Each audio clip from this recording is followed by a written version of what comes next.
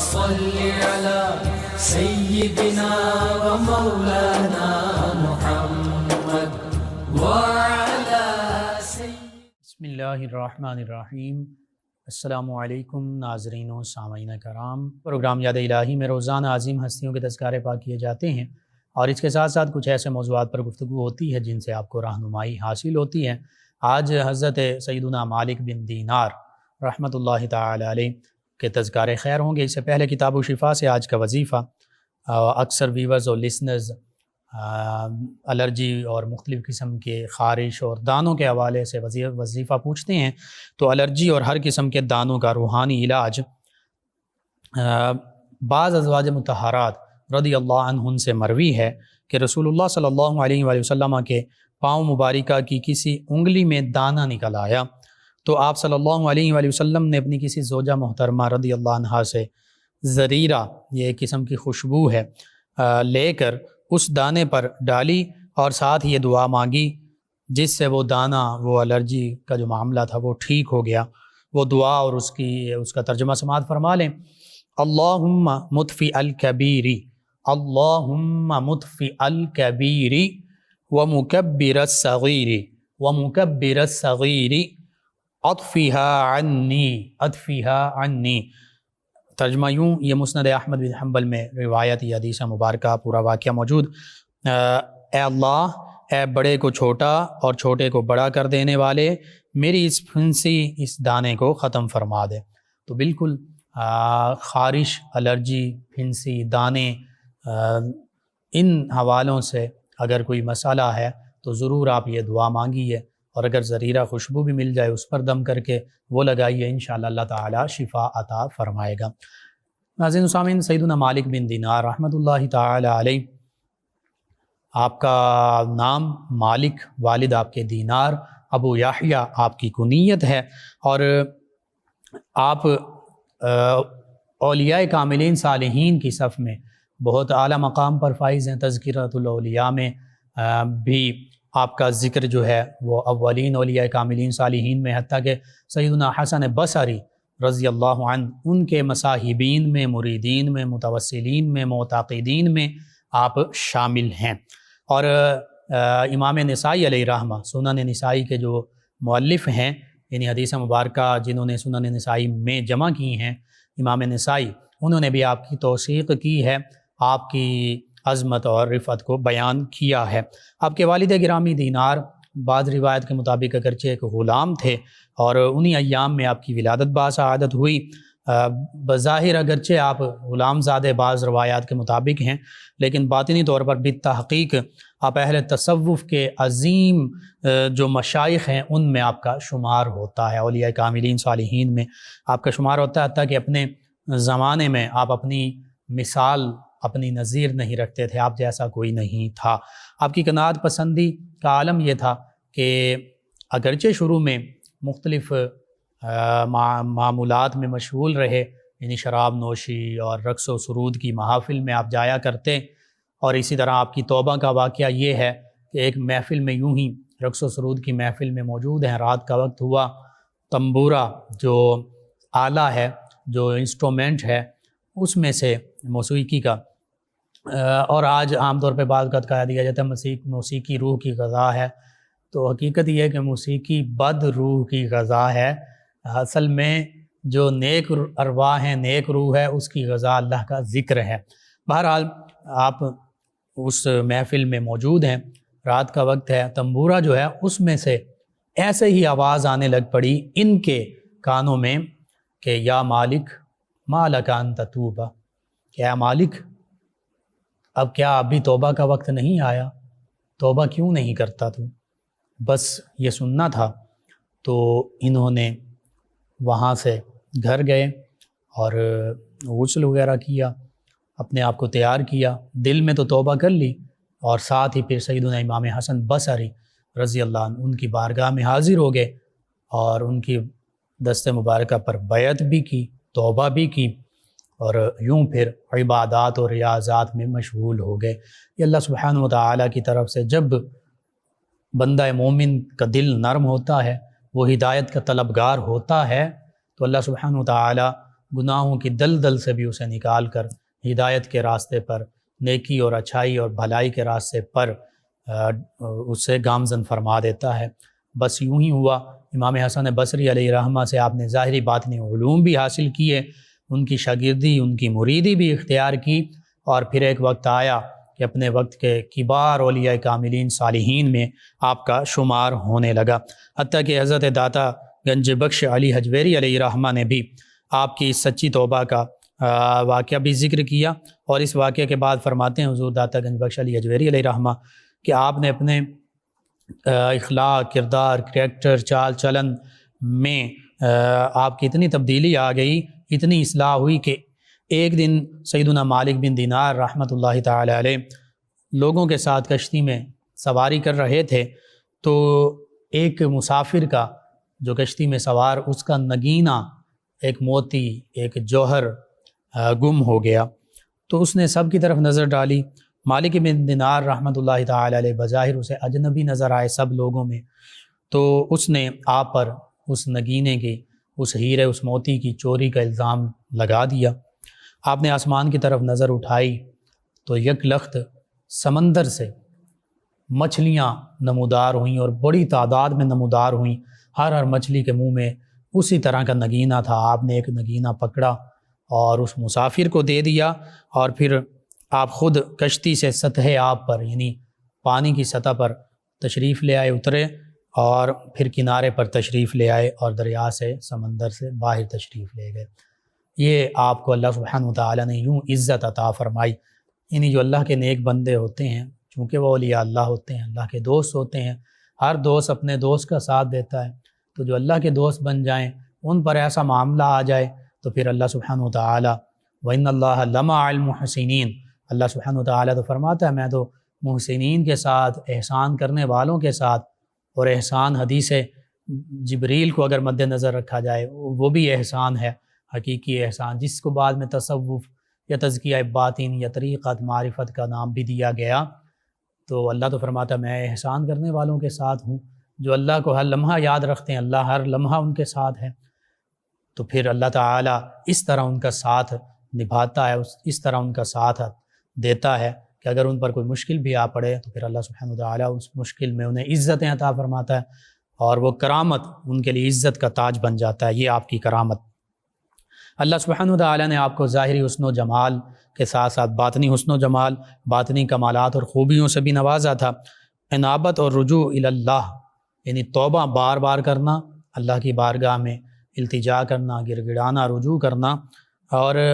اللہ کی طرف ہی محو رہنا، یہ آپ کا شیوا تھا۔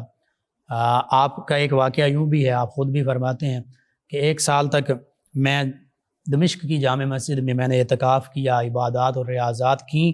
اور میرے دل میں ایک مرتبہ بس یہ خیال گزرا کہ میں اس مسجد کا متولی بنا دیا جاؤں۔ فرماتے ہیں سال بھر میں نے عبادت کی لیکن کوئی بھی میری طرف متوجہ نہیں ہوا، تو اس کے بعد فرماتے ہیں کہ میں نے توبہ کی، اور جب سال اس طرح عبادت کی تھی تو ندائے غیب سے یوں آواز آئی کہ اے مالک اب تجھے توبہ کرنی چاہیے۔ تو فرماتے ہیں کہ میں اپنے اس عمل پر شرمندہ ہوا، ندامت مجھے آئی کہ میں ایک مسجد کی تولیت کے لیے، متولی بننے کے لیے یہ عبادات اور ریاضات کر رہا تھا۔ فرماتے ہیں بس میں نے سچی توبہ کی، اور پھر اللہ کی رضا کی خاطر عبادت کرنا شروع کر دی اسی مسجد میں۔ فرماتے ہیں ایک دن نہیں گزرا تھا کہ لوگ جو ہیں وہ، ایک رات گزری اور لوگ صبح کے وقت کہنے لگے کہ اس شخص کو اس مسجد کا متولی بنا دیا جائے۔ فرماتے ہیں میں نے کہا کہ نہیں، میں اس مسجد کا متولی نہیں بننا چاہتا۔ تو یہ اللہ کی اس میں سبق ہمارے لیے یہ ہے کہ اگر اللہ کی خالص رضا کے لیے خشوع و خضوع کے ساتھ اللہ کو راضی کرنے کے لیے عبادت کی جائے تو پھر اللہ سبحانہ وتعالی حقیقت میں اپنی رحمتوں اور برکتوں کا نزول فرماتا ہے۔ اور اگر ریاکاری کے نیت سے عبادت کی جائے، جیسے کہ حدیث مبارکہ میں بھی فرمایا گیا کہ ریاکاری جو ہے، یہ بھی ریاکاری سے کی نیت سے عبادت کرنا، لوگوں کے دکھانے کے لیے عبادت کرنا، اس کو بھی شرک فرمایا گیا، غالباً شرک خفی کا ذکر کیا گیا۔ تو بہرحال آپ نے پھر خلوص نیت کے ساتھ، حتیٰ کہ یہاں تک کہ آپ فرماتے ہیں کہ لوگ آپ کے پاس جب آئے تو آپ فرماتے ہیں کہ میں نے اللہ کی بارگاہ میں یوں عرض کیا کہ اللہ میں تیری اس عظمت کی قسم کھاتا ہوں کہ نہ تو اب میں متولی بنوں گا اور نہ ہی مسجد سے باہر نکلوں گا، یہ کہہ کر آپ عبادت میں مصروف ہو گئے۔ یہ اولیاء کاملین صالحین کا مقام۔ اسی طرح آپ کے نزدیک پھر دنیا کی حقیقت کیا تھی، یہ بھی سماعت کیجئے۔ بصرہ میں ہی ایک امیر کبیر آدمی فوت ہوا، اس کی ایک اکلوتی اور خوبصورت بیٹی تھی جو اس کی پوری جائیداد کی پراپرٹی کی وارث تھی۔ وہ سیدنا ثابت بنانی رحمۃ اللہ تعالی علیہ کی خدمت میں حاضر ہوئی، وہ لڑکی، وہ خاتون، اور کہا کہ میری خواہش ہے کہ میرا نکاح مالک بن دینار علیہ رحمہ ان سے کر دیا جائے۔ وجہ یہ ہے کہ وہ عبادت میں مصروف رہنے والے ہیں، ذکر الہی میں مصروف رہنے والے ہیں، مجھے بھی وہ نماز، روزہ، حج، زکوٰۃ، عبادات، ذکر الہی میں مصروف رکھیں گے، میرے لیے آسانی ہوگی گھر میں کہ میں بھی نیک اعمال کی طرف مشغول رہوں گی، میری وہ مدد کریں گے دنیاوی معاملات میں بھی، دینی معاملات میں بھی۔ تو حضرت ثابت بنانی علیہ رحمہ نے اس خاتون کا پیغام آپ تک پہنچایا، تو آپ نے فرمایا کہ میں نے تو دنیا کو طلاق دے دی ہے، میں دنیا کو طلاق دے چکا ہوں، اور عورت کا شمار بھی دنیا میں ہی ہوتا ہے، اور جس عورت کو طلاق دے دی جائے پھر اس سے دوبارہ نکاح نہیں ہو سکتا۔ بہرحال یوں آپ نے دنیا سے کنارہ کشی اختیار فرما لی تھی۔ اولیاء کاملین صالحین کا یہ معمول ہوتا ہے، کچھ عرصہ کے لیے وہ بعض کا جنگلوں میں بھی جاتے ہیں، ریاضات، مجاہدات، عبادات بھی مشہور رہتے ہیں، لیکن پھر وہ واپس آتے ہیں۔ جیسے آقا کریم صلی اللہ علیہ وآلہ وسلم تھوڑے سے عرصے کے لیے غار ہرا میں آپ تشریف لے جایا کرتے تھے، وحی الہی سے پہلے بھی آقا کریم صلی اللہ علیہ وآلہ وسلم غار ہرا میں اللہ کی عبادت کے لیے تشریف لے جاتے تھے۔ سیدنا ابوبکر صدیق رضی اللہ عنہ بھی بعض کا ساتھ ہوتے تھے۔ تو وہ ایک معاملہ ہوتا ہے ایک وقت کے لیے، لیکن اس کے بعد پھر اللہ کی طرف سے یہی حکم ہوتا ہے انبیاء کرام علیہ السلام کو بھی، اور اولیاء کاملین صالحین کے لیے بھی یہی طریقہ ہے کہ پھر وہ اللہ کی مخلوق کی رہنمائی کے لیے لوگوں میں موجود ہوتے ہیں۔ سیدنا مالک بن دینار علیہ رحمہ بھی بعد میں، اگرچہ آپ نے اس طرح عقد نہیں فرمایا، لیکن آپ موجود رہے لوگوں کی رہنمائی کے لیے۔ اللہ رب العزت کی بارگاہ میں آپ کی مقبولیت کا اندازہ جو ہے وہ اس ایک واقعے سے لگایا جا سکتا ہے۔ آپ کے سوانح نگار لکھتے ہیں کہ ایک دن آپ ایک دہریہ سے جو لادین ہے، جو خدا کو بھی نہیں مانتا، لبرلزم یا سیکولرزم کی بھی انتہا جسے کہہ لیں، ملحد، بے دین، لادین، جیسے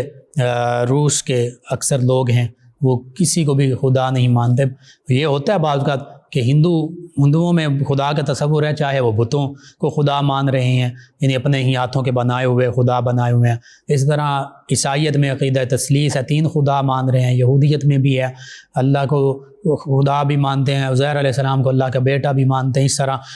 یعنی انہوں نے اللہ کے ساتھ دیگر لوگوں کو شریک کیا ہوا ہے، لیکن خدا کا ایک تصور ہے، چاہے وہ انہوں نے غلط تصور قائم کیا ہوا ہے۔ لیکن جو لبرل اور سیکولر اور لادین اور ملحد ہیں،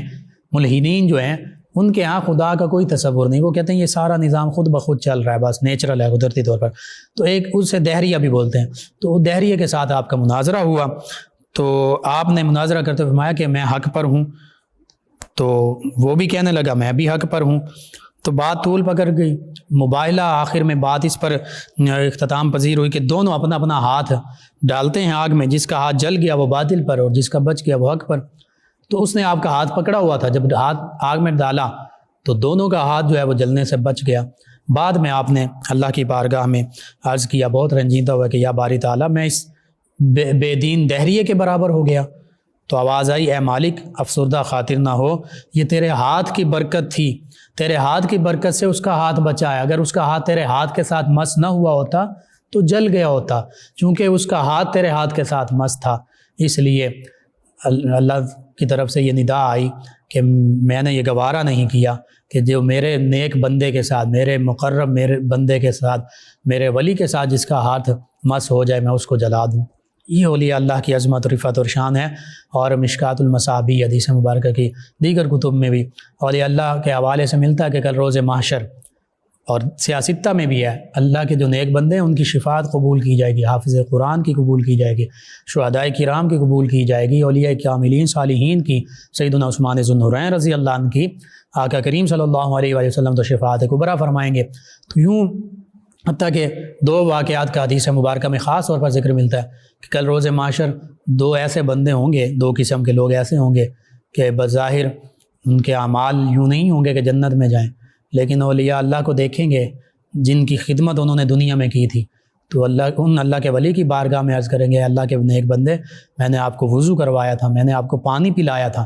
تو وہ اللہ کے نیک بندے اللہ کی بارگاہ میں پھر شفاعت کریں گے تو ان کی شفاعت قبول کی جائے گی، اور وہ اللہ کے بندے جنہوں نے اولیاء اللہ کی دنیا میں خدمت سر انجام دی تھی،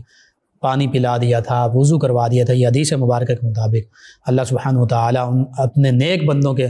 شفاعت سے ان کی بخشش فرما دے گا۔ تو یوں اولیاء اللہ کی یہ عظمتیں، یہ رفعتیں، یہ شانیں ہیں۔ آپ علیہ رحمہ ہمہ وقت اللہ کی عبادت میں مشہور رہا کرتے تھے۔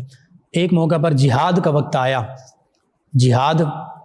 جو نوجوان ہوتے ہیں ان پر فرض ہے، فرض کفایہ ہے، یعنی انہوں نے فرض اس کو پورا کرنا ہے۔ تو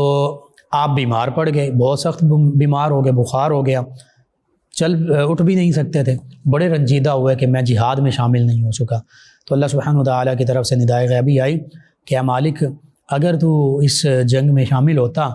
تو جو غیر مسلم تھے وہ تجھے قید کر لیتے اور پھر سور کا گوشت تجھے کھلاتے، تیرا دین تباہ و برباد کر دیتے۔ تو یہ مصلحت تھی آپ کی بیماری کی اللہ سبحانہ وتعالیٰ کی طرف سے۔ اسی طرح مختلف اولیاء کاملین، صالحین، محدثین نے آپ کے بارے میں لکھا ہے۔ حضرت سلیمان التیمی انہوں نے لکھا، فرمایا کہ حضرت مالک بن دینار رحمۃ اللہ تعالیٰ علیہ سے زیادہ میں نے کسی کو کامل نہیں دیکھا۔ آپ روزانہ ایک قرآن مجید فرقان حمید مکمل پڑھا کرتے تھے، اپنے اصحاب کو، اپنے ساتھیوں کو سنایا کرتے تھے۔ کہیں کوئی غلطی یا سہو واقع ہوتی تو فرماتے یہ میرے کسی گناہ کی وجہ سے ہے، اور اللہ کی شان یہ کہ وہ اپنے بندوں پر ظلم نہیں فرماتا۔ اس سے یہ بھی سبق ملتا ہے ہمیں۔ آج حفاظ اور قراء بعض اوقات اگر تلاوت قرآن پاک نہیں کرتے پورا سال، اور پھر رمضان المبارک میں زیادہ اغلاط یا اس طرح کا معاملہ ہوتا ہے قرآن مجید فرقان حمید پڑھتے ہوئے، تو پھر ہمیں غور کرنا چاہیے کہیں ہم سے کوئی ایک تو یہ کمی ہے کہ پڑھ نہیں رہے، تلاوت نہیں کر رہے اور منزل نہیں پڑھ رہے، دوسری یہ کہ کوئی نہ کوئی ہم سے ایسا گناہ سرزد ہوا جس کی وجہ سے ہمیں قرآن مجید فرقان حمید پڑھنے میں مشکلات پیش آ رہی ہیں۔ امام شافعی علیہ رحمہ نے بھی یہ لکھا تھا اپنے شعر میں کہ بعض اوقات گناہوں کی طرف اپنے شاگردوں سے انہوں نے فرمایا تھا کہ اے نوجوان، اگر تو گناہ کی طرف مائل ہوگا، گناہ کرے گا، تو پھر تیرا حافظہ جو ہے وہ کمزور ہو جائے گا، اور قرآن مجید فرقان حمید اور دیگر جو علوم ہیں ان سے تو بہرہ ور ہونے کی سعادت سے محروم رہے گا۔ بہرحال ایک آپ کا واقعہ یوں بھی کہ ایک شخص سورہ طور کی آیت مبارکہ پڑھ رہا تھا، ان عذاب ربک لواقع ما لہ من دافع، کہ اللہ کا عذاب تو جو ہے وہ واقع ہو چکا، اس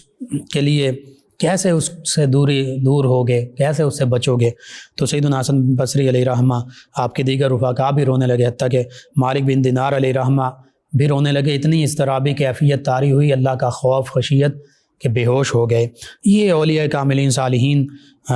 کے حالات و واقعات ہوا کرتے تھے۔ 14 صفر المظفر 128 ہجری کو آپ کا وصال ہوا۔ محدث ابو نعیم علیہ رحمہ نے آپ کو اجلہ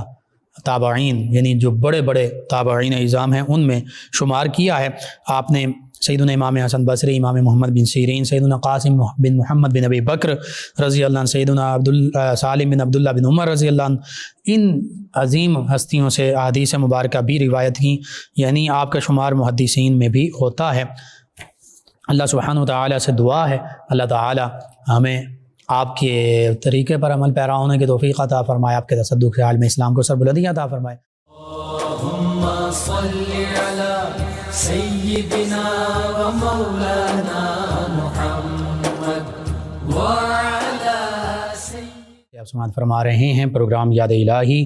اس دوران ہمیں جوائن کیا عثمان ظفر صاحب نے، آپ کا شکریہ جی۔ آپ کا سوال انشاءاللہ ضرور جواب ملے گا، پینڈنگ ہے۔ ان کے علاوہ ہمیں جوائن کیا ایک اور لسنر ہیں، کہتے ہیں کہ السلام علیکم سر۔ جی وعلیکم السلام۔ کہتے ہیں کہ میری وائف مجھ سے بار بار طلاق مانگتی ہے، 3 بچے ہیں اور بالکل چھوٹے چھوٹے ہیں، کوئی میری ماں کو گالیاں بھی دیتی ہے۔ میں درزی کی شاپ کا کام کرتا ہوں، درزی کا، اور کوئی نشہ وغیرہ بھی نہیں کرتا، کوئی غلط حرکت بھی نہیں ہے، بس اپنے کام سے کام رکھتا ہوں۔ اس حوالے سے جی درود تنجینا یا کوئی بھی درود پاک اس کی کثرت کیجئے، ایک یا ودودو کی کثرت کیجئے، یا ودودو کثرت سے پڑھیں آپ، اور یا ودودو یا رؤوف یا رحیم 1001 مرتبہ پڑھ کر کھانے پینے کی چیزوں پر دم کریں۔ سبھی گھر والے کھائیں، بتانے کی ضرورت بھی نہیں ہے، سب میں محبت ہوگی، اور انشاءاللہ اللہ تعالیٰ بہتری فرمائے گا۔ یہ آج کا معاملہ ایسا ہو چکا ہے کہ عورتیں آج کل زیادہ طلاق مانگتی ہیں،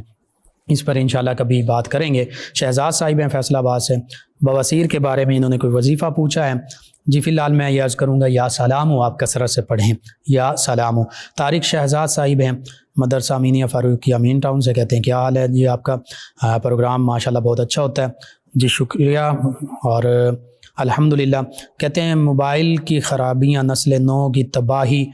اور ایمان کی بربادی کا بڑا ذریعہ بنتا جا رہی ہیں، اس پر ایک پروگرام کریں جی، انشاءاللہ ضرور کریں گے۔ ان کے علاوہ ہمارے ایک اور لسنر ہیں بشرا صاحبہ ہیں فیصل آباد سے، کہتی ہیں السلام علیکم بھائی کیسے ہیں جی؟ وعلیکم السلام الحمدللہ۔ انہوں نے کہا سر میں ہر وقت بہت زیادہ درد رہتا ہے اور بخار بھی کافی ہے،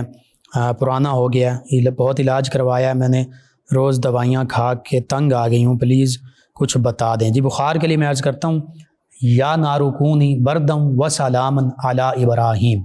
یا نارکونی بردم و سلامن علی ابراہیم، 41 مرتبہ پڑھ کر اپنے اوپر بھی دم کریں، پانی پر دم کر کے وہ بھی پئیں۔ سر درد کے لیے 21 مرتبہ،